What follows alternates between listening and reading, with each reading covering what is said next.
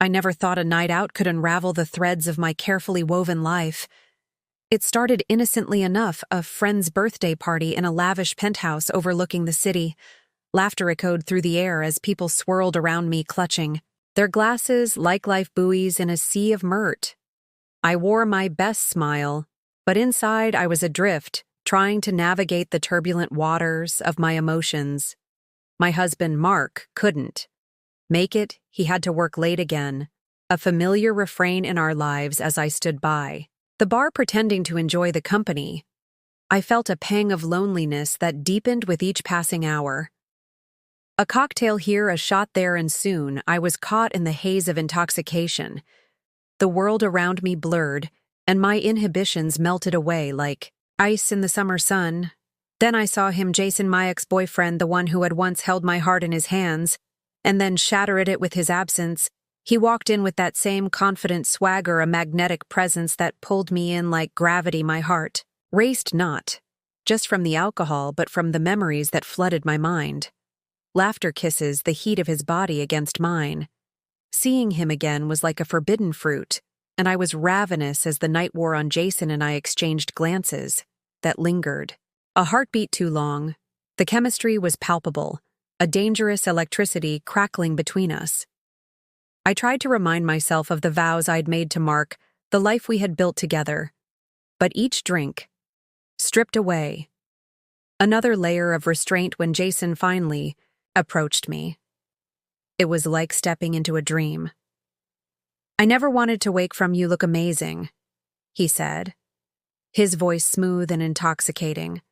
I could feel the warmth of his gaze and the memories of our past swirling around us. In that moment, I was transported back to time. When we were young and reckless, when love was a flame that burned brightly without regard for consequences, the conversation flowed easily, the laughter spilling out between us like a long-forgotten melody. I forgot about the ache in my heart and the weight of my marriage lost in the warmth of nostalgia. He leaned closer, whispering sweet nothings that sent shivers down my spine. I was captivated, unable to resist the pull of the past before I knew it. We were on the balcony, the city lights flickering. Like stars beneath us, the air was charged with tension, and in that moment, all I wanted was him. I leaned in, and he met me halfway. Our lips crashed together. A collision of desire that set me entire being aflame. It was intoxicating, the taste of longing and regret mingling in a passionate embrace, but just as quickly as it began. The moment shattered when reality came, crashing back. I pulled away breathless and wide-eyed, the enormity of what I had just done hitting me like a freight train. "Jason, we can't? Why not?" He challenged, his voice low and sultry. "We're both adults. We know what we want." What I wanted was to forget the life I'd built with Mark, the promises we had made to each other.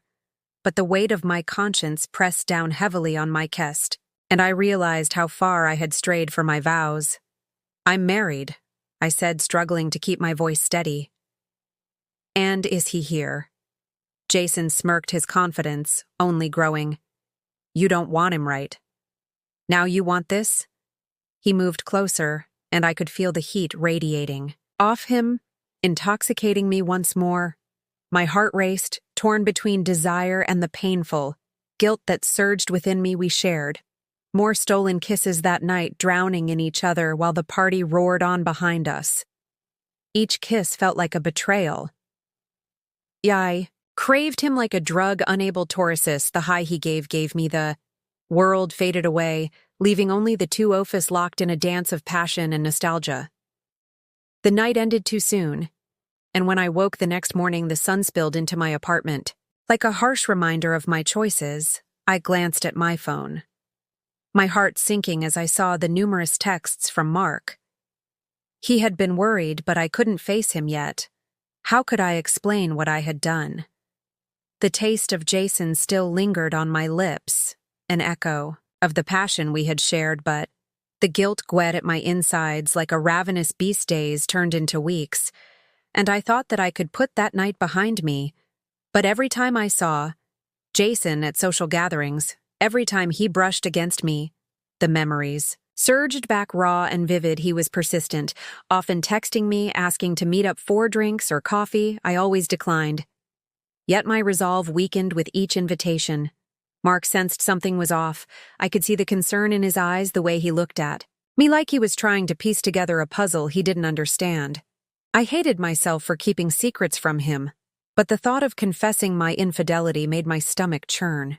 It was easier to play the part of the loving wife, even if my heart was still tangled in a web of past desires. One evening, as I was preparing dinner, my phone buzzed with a new message from Jason. Meet me at the Grove at 8, just to talk. I miss you. My heart raced, the familiar thrill and guilt surging together like a tidal wave. I stood there, my fingers hovering over the screen, wrestling with my conscience. Mark walked into the kitchen, his presence grounding me. He smiled, but there was a hint of something deeper lurking behind his eyes. "Everything okay?" he asked, concern lacing his voice. I forced a smile, shoving my phone into my pocket, the weight of my secret pressing down on me. Yeah, just thinking about work. I lied, the words tasting bitter on my tongue as the clock struck 8. I stood at the window staring out into the night. Part of me longed to go to Jason, to give in to the intoxicating pull of our past. But another part of me screamed for loyalty, for the love that Mark and I had built together. In that moment of conflict, I made my decision. I sent Jason a text. I'm sorry. My heart pounded, and I felt a rush of relief wash over me. But the ache of betrayal still lingered, a haunting reminder of what I'd almost succumbed to. Later that night, as I lay in bed beside Mark, I could feel the weight of my choices pressing down on me. He turned toward me, his eyes searching mine. "You know, you can talk to him about anything, right?" he said softly. I felt a lump in my throat, but I couldn't bring myself to say the words instead. Nodded, forcing a smile. In that moment, I realized that love wasn't just about passion and desire. It was about the choices we make every day, the moments of integrity we cling to in the face of temptation. I had been given a second chance, and I was determined not to let it slip away, and so I wrapped my arms around Mark, feeling the warmth of his body against mine. I made a silent promise to myself, to him, and to our love. I would no longer let the shadows of my past must dictate my present. The weight of secrets is heavy, but the lightness of honesty is worth every ounce of courage it takes to embrace it in that moment. Icos. Love, and I chose my husband. Thanks for joining me on this story. You won't want to miss what happens next.